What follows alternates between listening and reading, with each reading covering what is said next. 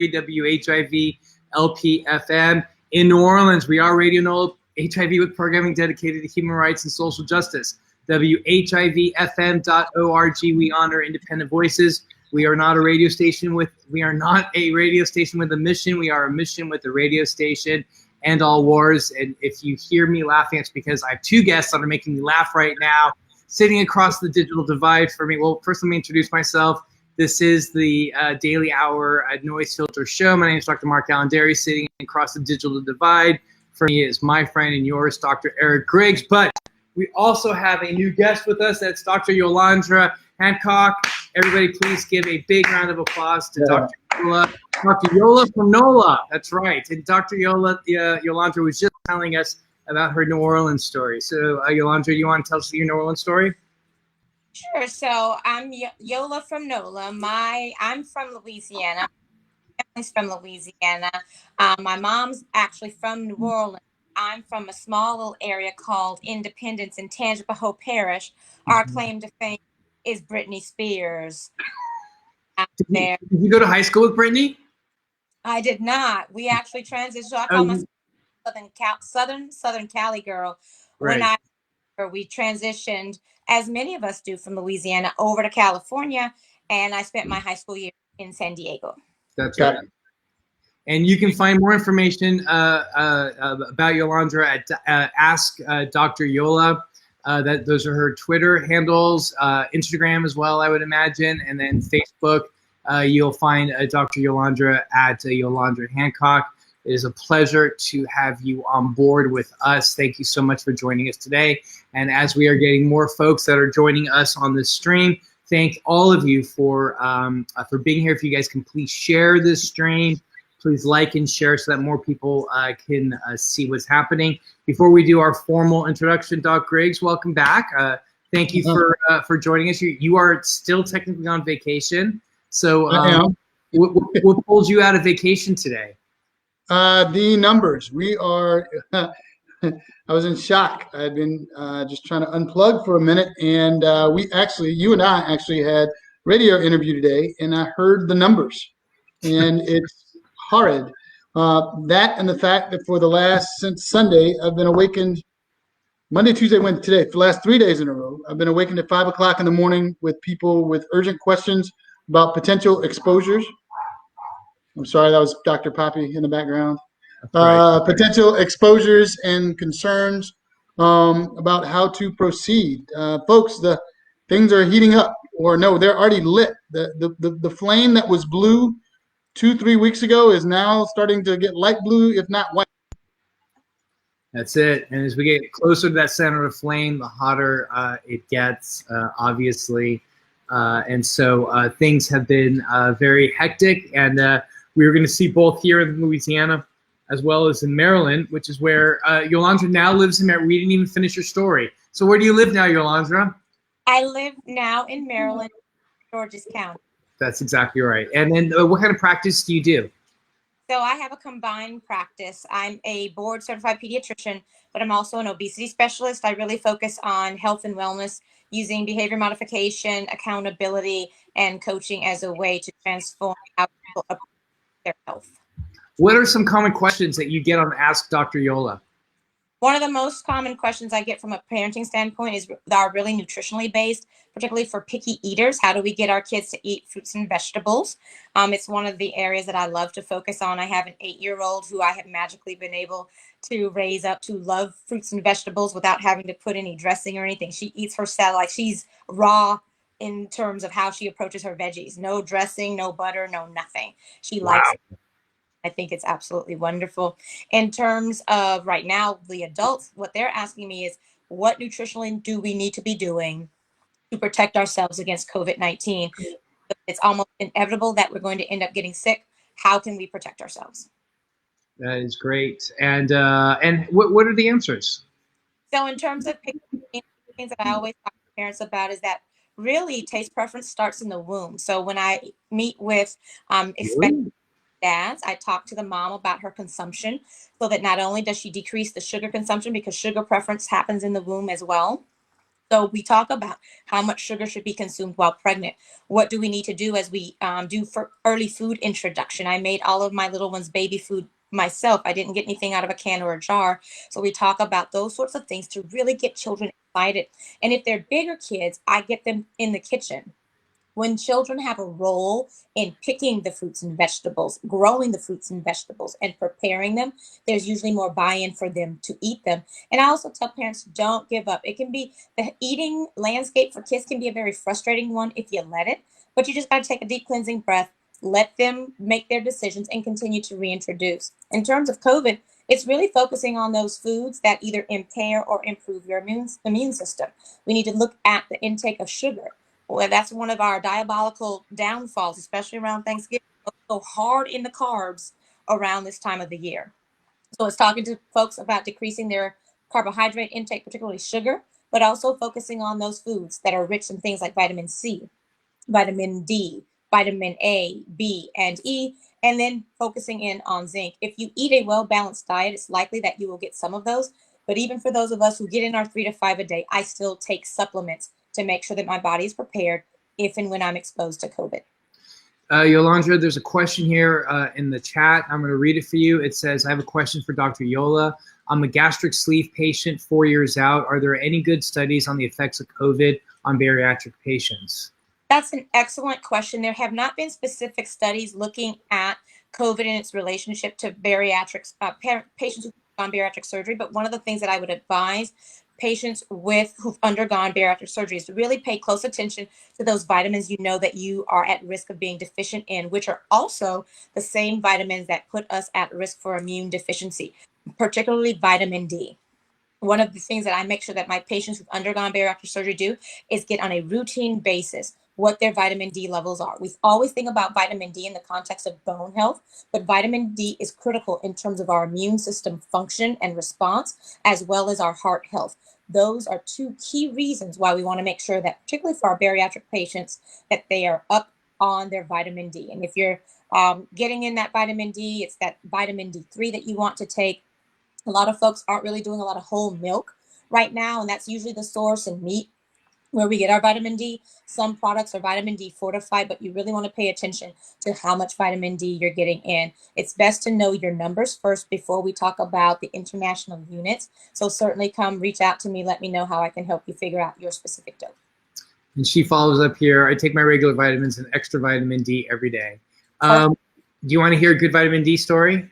Did you know about vitamin D and the TB doctors back 150 years ago? Are you familiar with any of this story? No, tell me. So whenever they would build a TB sanitarium, they would always build them facing the west. And if you ever walk into those old sanitariums, right? So where I did my residency at Cleveland, that was one of the old sanitariums. And so it would be a wall of windows always facing the west, right? And they would also have people living outside, right? What the doctors in those days knew was that people who had TB who were exposed to the sun did better than people who were chronically indoors. Now, of course, they didn't know about vitamin D in those days. Flash forward 120 years or so, what we've realized is that vitamin D stimulates macrophages in the lungs, right? And so macrophages are a part of the immune system. You could think of them as little Pac-Man, right? That are constantly going around eating like debris and bugs and viruses and all that stuff. And so the macrophages were critical to fighting TB. And so what the docs knew then, just through clinical observation, was there was something about being in the sun that helped people with TB, and it all came down to vitamin D stimulating macrophages. Absolutely. And the other thing that we have to keep in mind, particularly for African Americans, anyone with this beautiful melanated skin, is that we are at increased risk of vitamin D deficiency. So there, yet again, another reason to make sure you know your number. Absolutely. I am texting Doc Griggs. I wouldn't be so. It's starting to storm here, and I bet you Doc Griggs may have cut out his internet. So we're just going to go ahead and get started here. So real quickly, let's do our introduction. Welcome to the NoiseFilter Daily Hour Long Show. Today's date is November 25th, 2020. My name is Dr. MarkAlain Dery. I'm an infectious diseases physician in New Orleans. And right next to me is usually Doc Griggs, but we have the amazing Dr. Yolanrda Hancock. You can find more information about her at Ask Dr. Yola. That's where she tweets, as well as Instagram. So right beneath me, however, is Dr. Eric Griggs, who is a community medicine specialist. We have a daily podcast called NoiseFilter. It's now called COVID NoiseFilter. And this is 10 minutes of high-yield COVID-19 information based on social, economic, environmental, and racial justice. You can find us on all major podcast platforms like Apple, Spotify, and so on. If so desired, please leave us a rating and a written review so that more people can find the podcast. Please be sure to use the chat function to talk with us. We love to answer your questions. So please ask us COVID-19 related questions. Please share this stream. And starting the show off as we do every day by always asking Doc Griggs. So Doc Griggs, what did you talk about this morning on the news? Although I think that you probably weren't on the news today. So first of all, what's interesting is I've been on the entire time. We talked about the bariatric sleep. We talked to Dr. Yola about getting the essential vitamins. Okay. So you were talking about the people with the melanated skin, us that are melanated with vitamin D deficiency. He told a cool story that he always does.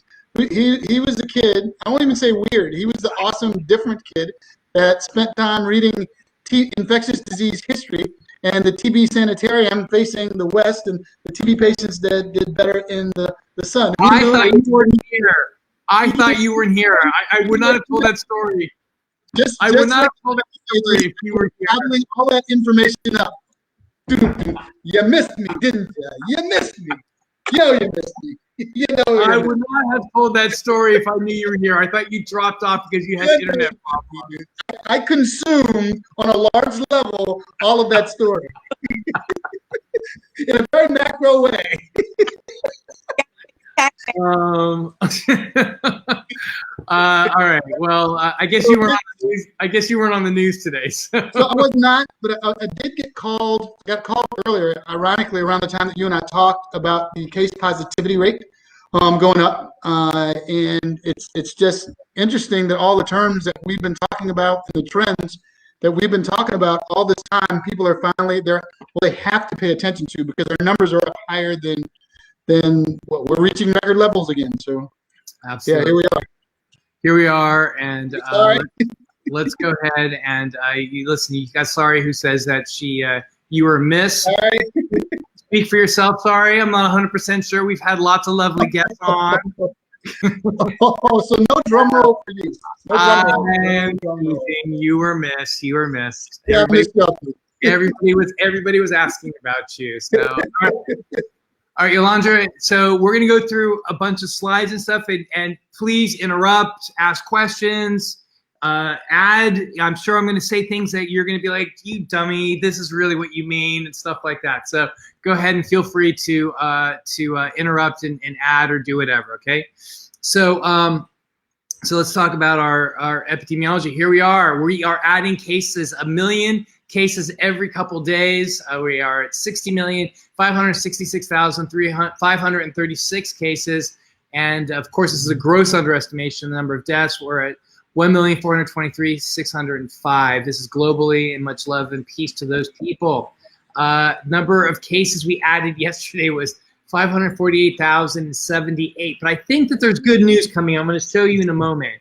And the number of deaths, we broke a record with the number of deaths in the last 24 hours.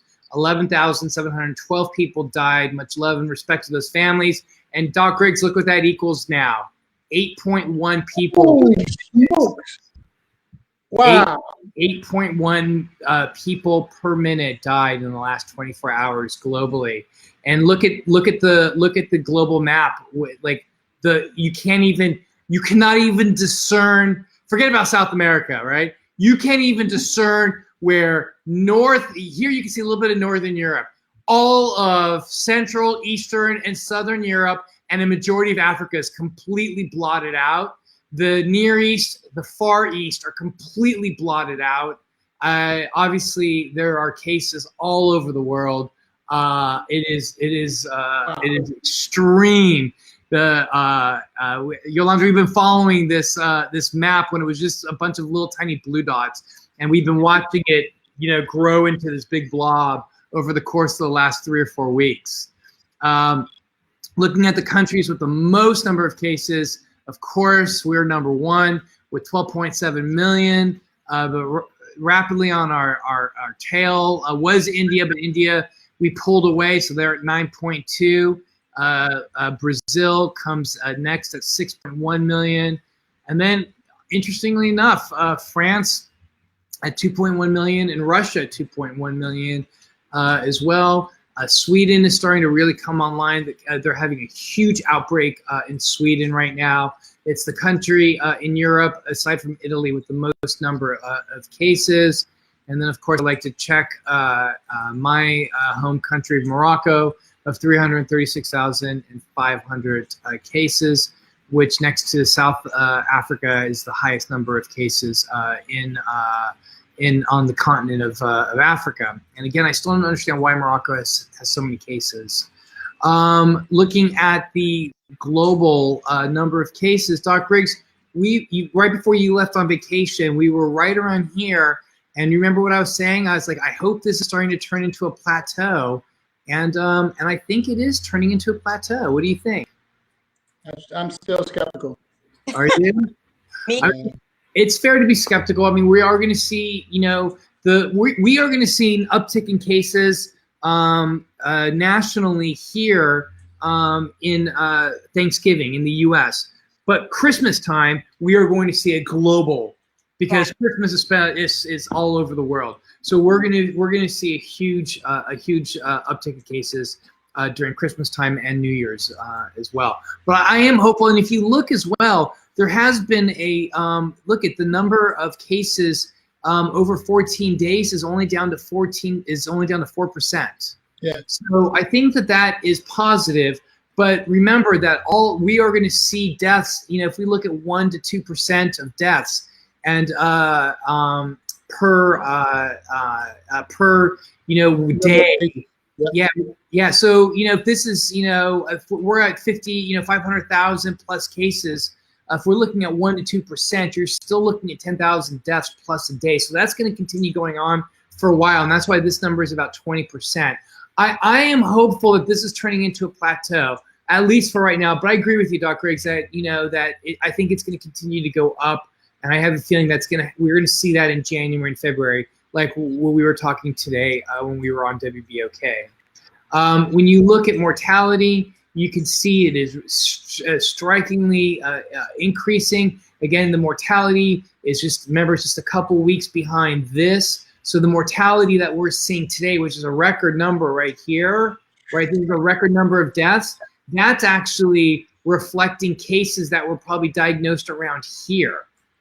All right. So all of these cases that were diagnosed that are here, we're still going to continue to see going up for a while. So so even if this does end up becoming a plateau, right, that you're going to still see these cases, these mortality rates still going up. So just to prep you guys, and we'll probably start to see these kind of go down in about 2 weeks or so.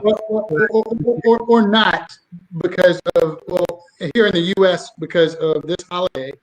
And then we wait, just like you were saying, we got a holiday, and then we got a holiday, then we got a holiday. Right. Right. That's true. There was Halloween, then Thanksgiving, and then I mean, that's exactly right. Issue is, the difference in response, right? So cases go up in France, the country shuts down. Cases go up here in the U.S., and we celebrate Thanksgiving. We party. There were 5 million people in the air today. 5 million people in the air. Yeah. Wow. Can you imagine the airports? Yeah, and it's a good thing everybody had to get tested before they went, right before they got on the plane, and they had to show their test results, right? Yeah, that's yes. And then we know that's for sure gonna, that they did that for sure. All right, let's look at the U.S. All right, so the U.S. numbers are we are also adding about 1 million cases every 6 or 7 days. So we're about 13 million, 83,580 with 267,620 deaths. So we're rapidly approaching 300,000 deaths. So I think I'm going to start breaking out the war I think it's about time, Doc Griggs, that we start counting deaths. Number of new cases 175,321, with deaths now 2,201. Much love and peace to those families. And right now, yesterday, 1.5 Americans died per minute in the past 24 hours. And some of these people are dying not even believing that they have COVID, which is really incredibly stunning. There's an interview with an ICU doc that talked about the number of patients that are in denial. They're in the ICU, COVID positive. They're like, no, I don't have it. Right. Yeah. Have you heard some of these stories, Yolanrda, of like people that are dying and they don't even believe that they have COVID? No, I think part of the beauty of being a pediatrician during this pandemic is that, unlike influenza, I have had the blessing of not having a lot of my patients dealing with mortality from COVID. But as a community member, absolutely, a good friend of mine lost denial. You cut out for a second, Yolanrda. Can you say that again? You said a community member lost. Yeah, a friend of mine lost her brother, and he was in COVID denial. Oh, jeez. And I think part God bless. of the challenge is when you sit in a space of denial, you delay, right? It's with any other health issue, cancer, you name it. And what we know with COVID is that when you wait until you're circling the drain, it's hard to pull you back. Yeah. Absolutely right. Absolutely right. A couple of quick questions here. Maybe Dr. Yolanrda, you do light therapy lamps work for vitamin D? That's a very good question. It depends on the kind of lamp that you're using. When we talk to families about using light sources, especially during this time of the year, because some folks deal with something called dysthymia, which is sort of a mild level of depression as a result of season changing. You want to be very particular. It's not just like a fluorescent light that you want to be able to use. It's one of those lamps that provides UVB, UVA lighting. Got it. Those aren't the same lamps that like people who grow like plants indoors and stuff? That's a different, or is it the same thing? Indoors plants. Indoor plants. That was not what I meant, but I'll take it. Yes, because like with you cut out again, Yolanrda. I'm sorry. One more time. With photosynthesis, you need wavelengths of light. Yeah. And I'll have you know, Kevin Caldwell, who is one of the state's largest lobbyists on medicinal marijuana, is laughing LOL. And indoor lighting. Yeah, thank you guys. All right, I got it. Thank you. How much flu have you guys seen this year? I haven't seen a lot. I've diagnosed maybe 4 patients so far. Wow. I'm aware of only one adult case so far. Yeah, I think I know one. That's it so far. On the West Coast, it's different from what I'm understanding. On the West Coast, the numbers are going up. Are they really? So are we not enjoying what happened in the Southern Hemisphere, where the Southern Hemisphere had hardly any cases? I can honestly say I don't know. I think that it's too early for us to tell. I think it's too early to tell. I completely agree with you. Pediatrics, we see this is towards Thanksgiving. It's not until December where we really start seeing high numbers of pediatric flu cases coming in. Right. Do you think it's going to be different, or do you think at least with what's the virus you see the most? Is it RSV? Is it flu? Is it just common cold? It's RSV, right? RSV is our most common, that and adenovirus. Yeah. And then do you think there's going to be? Do you think it's going to change because there's a focus on respiratory etiquette? I think it's a combination of things. Most, at least here in Maryland, our children are virtual, so children aren't coming into contact with each other, which clearly decreases risk.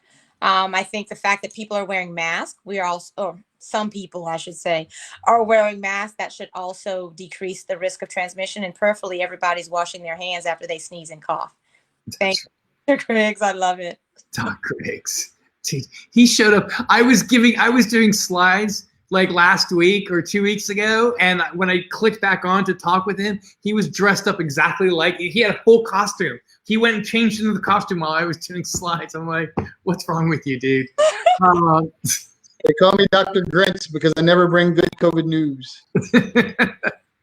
I know I told you this, Dr. Griggs, but Yolanrda, you know what they called Fauci on the Trump Pence task force? What they call my boo? They called him the skunk because he always brought bad. His news always stunk. So they called him the skunk. And so a reporter asked him, "What's it like being called the skunk?" He goes, "I love it that they call me the skunk." That you. All right, so let's go back into some of these U.S. Numbers here. Doc Griggs, you're getting some love here. Do you know who's texting you here? Adam, happy Halloween. All right. So we were talking about this. We are going to now reintroduce a segment that we have stopped long ago. You can see the number of deaths is 265,903. This is a graph that Doc Griggs and I started using way back when, looking at the total U.S. military deaths. And we started tracking this when the deaths were below the war in Afghanistan when we started this show. And we just have been going up, and then 9/11. And then we were like, there's no way that this is going to get to Vietnam War levels. And it did. And then we were like, it's no way it's going to get to World War I levels. And I thought it would never get to World War II levels. That's the next milestone that we are at. And I believe that we're going to get very close to World War II levels, probably as we start approaching January/February is when we're going to start seeing us get very close. And of course, American Civil War led to the highest number of casualties here in the U.S. Of course, it's not taking into account numerous innocent civilians. All right, tracking our COVID-19 responses. Doc, since you were last here. Yeah, Doc Griggs, since you were last here. So we have one state, the state of Hawaii, which is caution warranted. And then for the longest time, Vermont and Maine were trending poorly. We are now at a point where we have 49 states in D.C.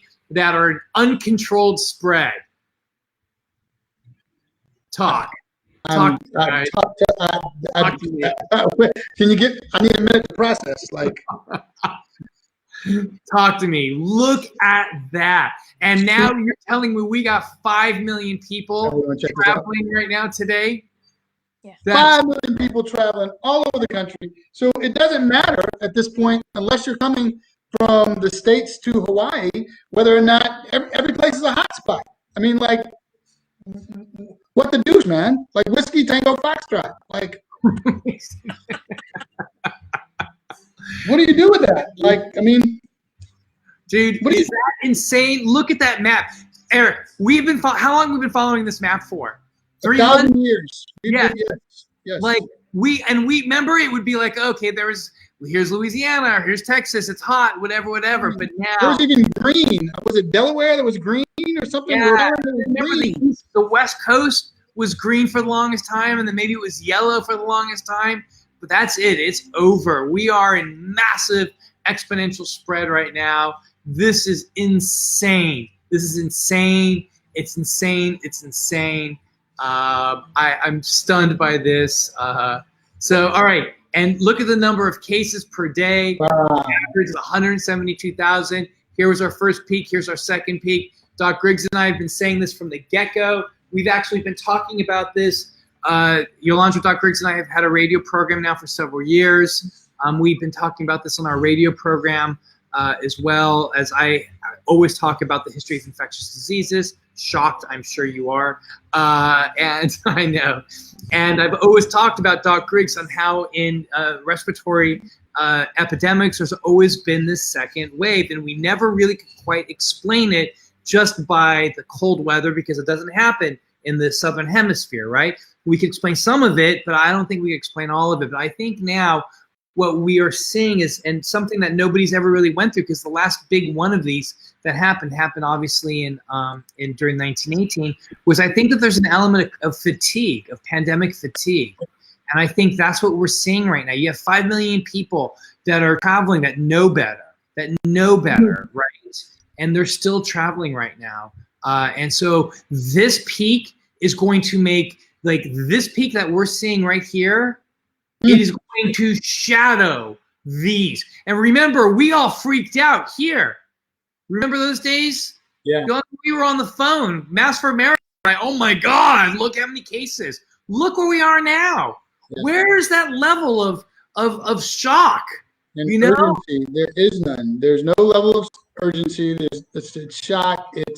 It's outright denial, actually. Yes. I think Dr. Yolanrda was saying earlier, you know, once you jump off the denial cliff, the denial starts to perpetuate itself, and it starts to get worse and worse. But what's even worse than that, it starts to spread. Hey, I feel fine. You feel fine. I'm not gonna wear a mask. We're good. Hey, no. And then it turns into 2 people, turns into 3, turns into 50, turns into 100. No, we're fine. We're fine. And it's just. Absolutely. And thank you for reminding me. If you guys are tuned in or just starting to click on with us, you guys see that we have Dr. Yolanda Hancock, who's our special guest today. We hope that she will be joining us further in the future. If you guys show her some love, I'm sure she'll be happy to join us. Dr. Yolanrda lives in Maryland, is originally from New Orleans, grew up in San Diego, moved to Maryland where she's a pediatrician. And what do you refer to it as, obesity? Or how do you, weight loss or? I like to say I'm like your nutritional GPS, because when the term obesity, it just has a negative connotation to it, and it limits what I do. So you name the chronic disease, there is a nutritional component and fix to it, because food is medicine. It can either be poison or it can be medicine, and we try to focus on finding how food serves as a medicine and really adjust dealing with all of the systems. I'm a very systems person. It's my public health background. This allows me from just focusing on a disease. It's imperative that we look at the entire person and the system in which they live to facilitate changes in health. You can find more information about her on her Facebook page, which is Dr. Yolanda Hancock, and she tweets and Instagrams at Ask Dr. Yola, which is pardon there? I got a question, Doc. I want to see if I can say it right. How long have you been in Maryland? I've been in Maryland now for 15 years. So let me say, tell me if I say it right. Maryland. Yeah, Maryland. Yeah. As you go home, you know me. Yeah,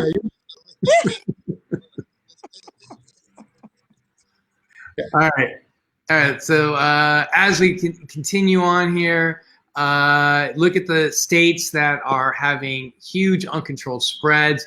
North Dakota is finally starting to get better. Thankfully, we were following this. Wyoming is starting to peak out. New Mexico is peaking out. South Dakota is just starting to get over their Sturgis nonsense. Minnesota is starting to get better as well. So you can see a lot of states are still having some peaks here as well. The U.S., you can see here, we are at 43% increase. I think that we are in a massive uptick right now. 43%, mortality is up 61%, and hospitalizations are up 48%. And you can see here's our mortality, and you can see we are starting to get into the same levels of mortality that we saw at the very beginning of the epidemic. Even though we're better at taking care of people, just because we're seeing here, we didn't know per se the most optimal ways of caring for folks. We didn't know that dexamethasone helped, proning, this sort of stuff. We now know, so we're better at taking care of folks. That's what this looks like. But here we are starting to see some of the same levels, just because we're seeing more numbers. And again, just take 1 to 2% of any daily totals and just anticipate in 2 weeks, that's going to be the number of deaths for that day. And Yolandra, just go ahead, Yolandra. One quick thing, I think what's really important for people to understand was at the beginning of the pandemic, one of the reasons why we had the stay-at-home orders wasn't simply just to avoid people getting COVID, it was to not overwhelm the healthcare system. And that seems to be something people have completely forgotten about. Absolutely. Flatten the curve. So much so that it just came across the ticker. Mayo Clinic is bringing in out-of-state workers to help. That's right. We're at that stage, folks. Here, brace yourselves, put on your seatbelts, because here we go. Absolutely. It is going to get a lot worse before it gets better. Here again, just like you were saying, we are seeing significant, again, First wave, second wave, huge third wave, winter wave, increase in tests. The hospitalizations are going off the charts, of course. And then, again, it looks like we are going to start seeing mortalities that are going to be matching what the original mortality rates were at the very beginning. This is the part of the talk in which we have to stop and recognize that this lecture, or this program rather, is brought to us by my Ryan White Part F grant, which is an HIV grant that allows me to do teaching for health professionals and HIV. Some of those monies were peeled off to allow us, Doc Griggs and I, to do some COVID education. And they just want us to remind you all that when you have two viral epidemics, COVID-19 and HIV, that come together, you have one, you have what's called a syndemic, which is a partial pandemic with a synergy, so syndemic. And the risk factors that put ones at risk for HIV are similar to those that put one at risk for COVID-19. And that largely, in my estimation, has to deal with poverty. All right. So with that being said, and now that I've done my necessary commercial, let's look at Louisiana. After that, we're going to look at Maryland. So we have 225,638 cases in Louisiana, 6,350. Yesterday, we added 1,235. The day before that, we added almost 3,500 cases as well. So we are seeing increases in Louisiana. There's been a 201% increases in cases. It was like almost overnight. Like, look at that, like, boom, right? Like, it's just profound, with the highest number of cases that happened just about a week and a half ago. The deaths, and also we surpassing, we will surpass this middle peak as well. You can see that our deaths have increased by 56%, hospitalizations have increased by 51%. Here's our mortality that's slowly trending upwards.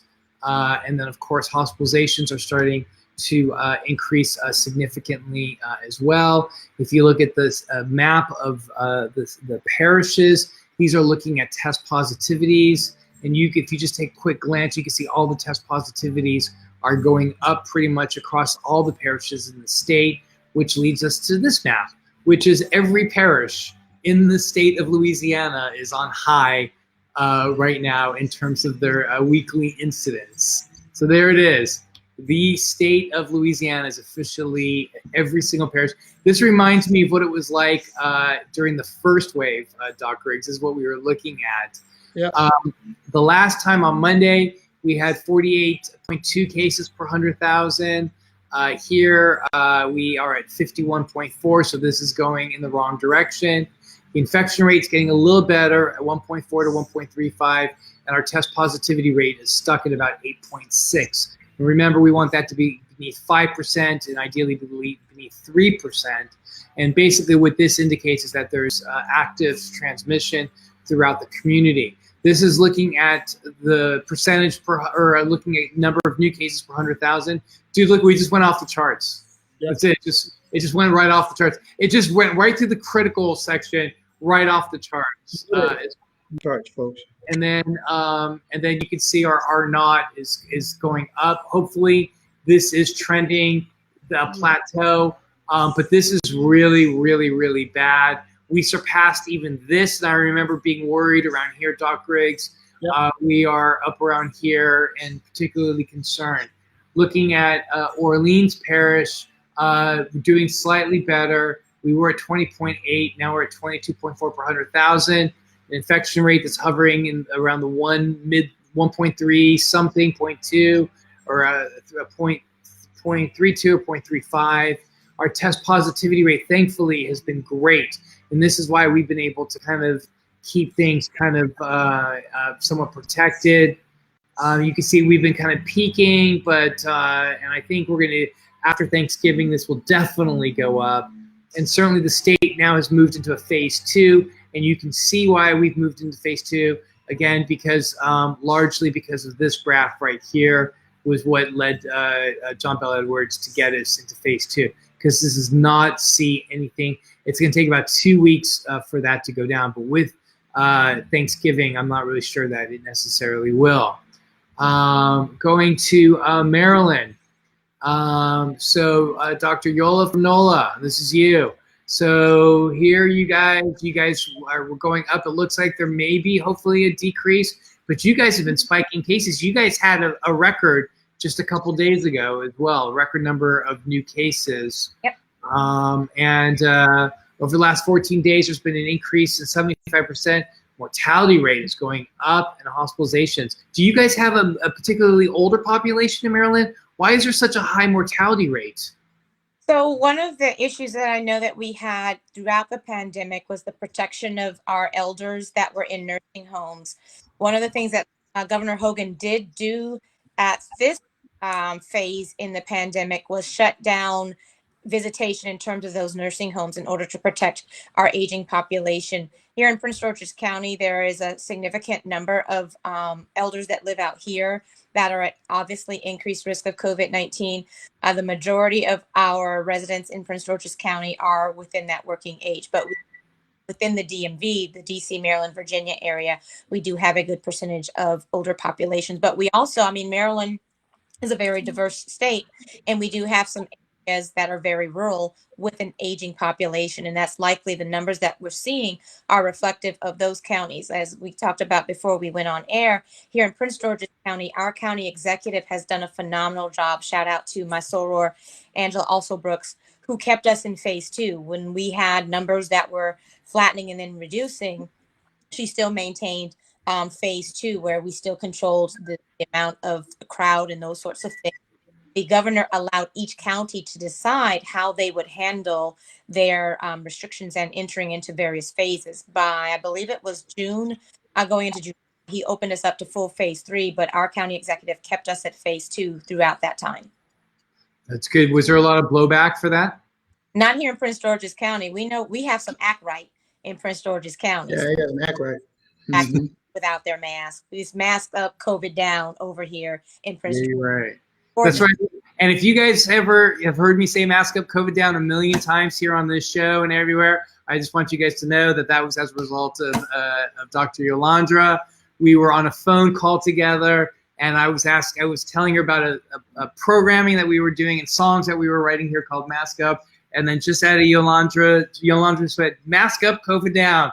And then everyone was silent for a second. And I was like, damn, that's it. You've nailed it. That is going to be our Mask Up, COVID Down is going to be. Do you want to plug your Mask Up, COVID Down project? Absolutely. So in partnership with the phenomenal art company Step Africa, which uses the historical African-American fraternity and sorority art of stepping as an art form, we combine public health with the arts to create a campaign called #MaskItUp, where we're incorporating some phenomenal go-go. There's a group called Where came up with the overnight scenario. We've renamed it the Safe Life Scenario. So we want folks to mask up, hand sanitize, social distance, so we can keep those numbers down, get that plateau going, and save some lives. Absolutely. And this is the website. What are they doing here, Dr. Yola? So this is the traditional African-American step that's being demonstrated here. If you go to stepafrica.org, there is a link for you to have the full hashtag experience. We want everyone to watch it, like it, and share it so that everyone's encouraged to do the right thing in protecting each other. So am I off base by saying that what is the stuff that the Irish people do, the Irish dancing, the water dancing or whatever? Right, yeah. That's total appropriation, right? I mean, that's fair for me to say, right? So the beauty of Africa, the founder, Brian Williams, who graduated from Howard University, member of Alpha Phi Alpha Fraternity Incorporated, he actually the history of stepping to South Africa to really demonstrate how from the southern parts of Africa and how that tradition has carried through into African-American Greek letter organizations, and how we use step now as part of our fraternal and sorority organizations. Even if you're not in a fraternity or sorority, folks are on step teams across the country. It's a beautiful way. Like I've created step programs in middle schools to engage children in physical activity as a way to prevent or intervene in terms of obesity. It's a beautiful art form and something that I think everyone will enjoy. Amazing. Cool. That's right. Mask Up, COVID Down. You'll find more information at Mass. That's with an S. Mass Up, COVID Down. Real quickly, I want to get to a couple questions. So here's what's happening in Maryland. And just like Dr. Yolanrda said, there's an elderly population. We're seeing increases in mortality. Hopefully that will come down soon enough. Hospitalizations have been going up significantly as well. In terms of Maryland, 36.9 per 100,000 with an infection rate of 1.2. So that looks good. You guys went up pretty well. It looks like Maryland is getting just a little bit better. The infection rate appears to be getting better as well. This is Prince George's counties where Dr. Yola is right now. You can see here's where it is on the map. 36.9 per 100,000 with an infection rate of 1.2 with a test positivity rate of 8.9. That's staying in phase 2. Imagine has she gone into phase 3 where you guys would be right now. Yeah. It's super impressive. Here you guys see here was an increase and hopefully that's going to be coming down as well. But go back up. Look at the capacity of their ICUs, even in phase 2. Go back one more. Yeah, you're right. Yeah, that's in phase 2. Yeah. A lot of love for her. We have a ton of questions that we want to get to. And I want to ask you guys a couple of questions real quickly. Here, Adam says, can a person that has recovered from COVID potentially continue to be a viral host? I'll stop right there and just say, usually somebody is symptomatic. That they shed virus for 10 days after symptoms start. After that, 7 to 10 days after that, even if they test positive for a PCR 14 days or 40 days out, you're no longer a viral host, right? There is a debate at one of the hospitals where I work. It's 50-50 with respect to responses. Listen, if you work at a hospital, Adam, that's the answer. 7 to 10 days outside of symptoms starting. That's it. Period, and that is well established. And if you reach out to me directly, not through social media, because I have not been on social media for 6 weeks, much to keeping my brain sane. If you reach out to me, and I will be happy to show you what the papers are. Let's see. Elizabeth says, even with an appointment for a test yesterday, it took over an hour to get in. Yikes. My good friend David DeLee says, I know you've talked about herd immunity. Please discuss also should the governor have schools go completely virtual. I'll defer that to Yolanrda in a second. Herd immunity, we now know, remember, herd immunity was only meant to be applicable to vaccines. This is the first time we've ever utilized the word herd immunity that's outside of talking about vaccines. It does not work. If we look at the number of people in the U.S. With COVID-19, we are at 13 million. I can't remember how much, with over a quarter of a million people who have died. Getting to 60 to 70% would be an unacceptable amount of death, and we just can't have it. Sweden now regrets having made that mistake. They should regret running their mouth and trying to tout it like it was a good idea. That's what they should do. You know, when they talk herd immunity, I'm sorry, my little soapbox, they talk herd immunity, people forget about deaths. And it's all cool to talk about death when it's a number, but when it knocks on your door or someone you know, and you have to try to explain it or justify it in your mind, it's not so fun. Yeah, right. Herd immunity. Yeah, live and let die. Are you kidding? Get out of here. And Dr. Yola, what about schools? Issue about schools? Should kids be going to schools or being virtual? So when you look across the globe at France, Germany, the UK, they've actually kept schools open. With children, we're not seeing the same level of severity as it relates to COVID-19. I think, though, one of the things we have to think about, particularly here in the US, is the risk posed to adults, right? And when schools do not have the resources that historically they have not in this country, how do we mitigate risk in terms of not for the children, but the teachers? 30% of the teaching population is over the age of 50 here in the country. And when we know that age is a risk factor for COVID-19 severity and death, we have to keep the teachers in mind. So a state like Vermont or Maine, where they have historically done a phenomenal job in terms of controlling COVID-19 numbers, that may be a state where they can keep the schools open. But when you think about other states like South Dakota, North Dakota, where the numbers have run rampant, you really have to think seriously about whether or not these children should be showing up on campus at risk to their family members and at risk to the teachers and other staff on campus. Great. Thank you so much. And again, Dr. Yola, you can find, she's Dr. Yola from NOLA. Although she does live in Maryland right now, you can find more information about Dr. Yola at Ask Dr. Yola on Twitter and Instagram, and her professional pages on Facebook at Dr. Yolanrda Hancock. We have 7 minutes, so now I want to ask you guys. Take turns. We'll do one after the. Oh, look, there's Dr. Corey. All right, Dr. Corey Hebert. So, hey, come on, Dr. Corey. I was like, He's like, oh, Dr. Corey, hold on. So no, jump on with us. Jump on with us, because we're gonna do a quick round robin. I don't know if you know Dr. Yolanrda Hancock. yes. How are you? I'm how are you? Good. I'm good. We were going to end today by going around and just I asked them to give us a list of 3 things that they're grateful for. So Dr. Corey, we're going to start with Dr. Yola. 3 things that we could just give us one and we'll just go around. So what's one thing that you're grateful for? The first thing I'm grateful for is relationships. And, I think COVID has, if it's done nothing else, it's allowed for a full appreciation of relationships. My grandmother, who's right now in Tangipahoa Parish at 90 years old, I'm usually at home for Thanksgiving. And so I'm grateful for the fact that I'm still in relationship with her. And although we'll be celebrating virtually, I still get to connect with her for Thanksgiving. Awesome. Eric? yeah. So of course, mine is family and friends. It starts with it's a relationship thing, but it's family and friends being able to pull each other through these tough times. And I think Corey likes my glasses. Yeah. Corey? Thankful for masks, man. Yeah. Thankful for masks, vaccines, and social distancing. Like in all honesty, I'm very concerned. I'm not a person that likes to gloat. But what I will say is, we told you We so. told you. We told you so. Hear us today, quote us tomorrow. That sound familiar, MarkAlain? Yeah, Yolandra, we were doing a bunch of shows in March and April, and that's what Corey's saying, that we told you so. We were very clear. Yeah.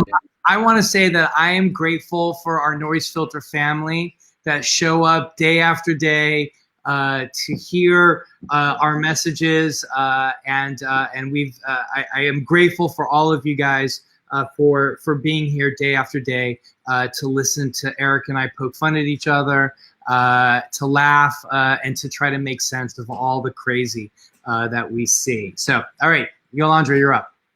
This is going to be sort of an expected one, but I'm grateful for my health. In a space where we collectively are taking care of patients with COVID, the fact that I have been able to maintain good mental health, good physical health, good spiritual health, and good financial health, I have to be grateful for that as in the midst of all this madness. Eric? Yeah, I'm grateful for science.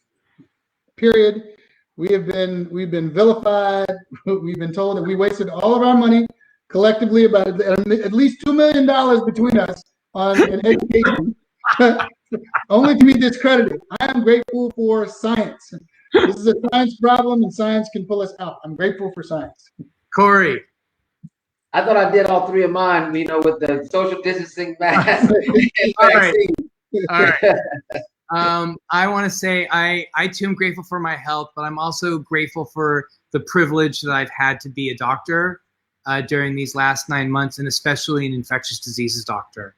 I have often said that I've gone all over the world looking for epidemics. I never thought that I would ever wait for an epidemic to come to me, but it has, and I am so grateful for my father and my mother, who are immigrants to the United States, arriving without any money. My dad putting himself through medical school so that he can give me a life so that I can be a doctor as well. And he was shocked when I was going into infectious diseases. He wanted me to go into ophthalmology with him. But I'm so grateful that I've had this opportunity to be an infectious diseases doctor, especially right now. All right, Yolandra. I'm grateful for Black women because we continue to save the country. Yes. Eric, Yeah. the list goes on and on. So I'm thankful for our collective and how we always show up, show out. I just pray that we also show up for self-care. Absolutely. Eric? Yeah, and third, of course, I'm thankful for everyone that shows up to listen to what we have to say, no matter what. Yeah. thankful for our audience and the people that appreciate our platform. Corey, do you have a new one, or are you still sticking with those three? No, honestly, to me, it's I don't know if it's a grateful thing or not. I'm never trying to break the mold here, but I just feel like I'm very concerned, and I have a lot of issue with what's going to happen tomorrow. Yeah. And I want to be thankful preemptively for the people that don't do what we're at. Yeah. Don't act up and do things that are going to cause them a lot of problems. So I'm going to be thankful for all the people that do the right thing. Now that doesn't count as a prayer before the meal. Now y'all still pray. You just pre-thankful. Pre-thankful. Right. I can say the number one thing I'm thankful for is my wife, who I never understood love and commitment and honoring and respect for myself.